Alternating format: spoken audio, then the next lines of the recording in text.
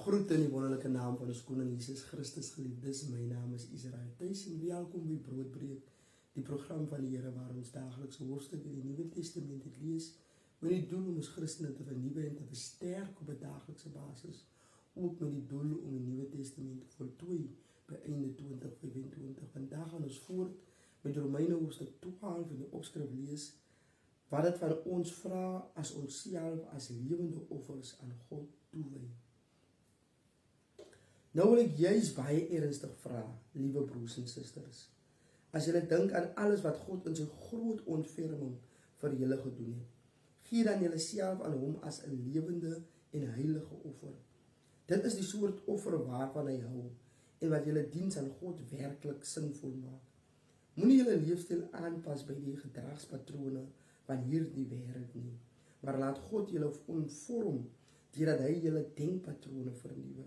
Dan sal julle goed kan onderskei wat hy wil hê dat julle moet doen, naamlik dit wat werklik goed en aanvaarbaar en volmaak is. Namens hom wat my in die onverdiende goedheid tot sy apostel gemaak het, sê ek aan elkeen van julle dat jy nie jouself moet oorskat nie, maar dat jy jouself nugtig moet beoordeel volgens die geestelike toerusting wat God aan jou toebedeel het. Ons besit elkeen een liggaam wat uit baie ledemate bestaan en wat elkeen sy eie spesiale funksie het. Net so is dit ook met Christus se liggaam.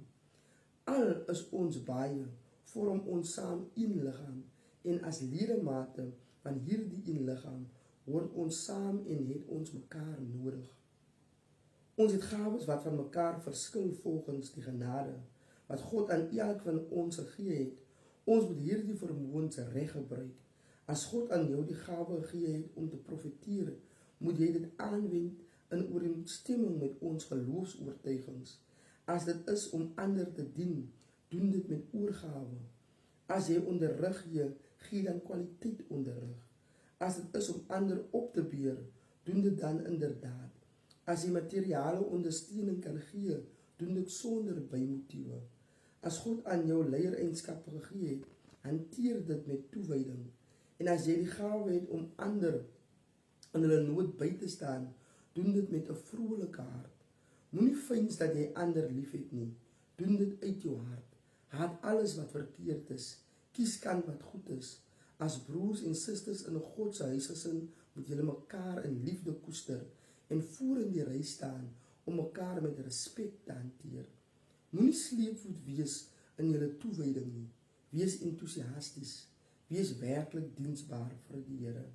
Wees bly oor die wonderlike toekoms wat God vir julle beplan.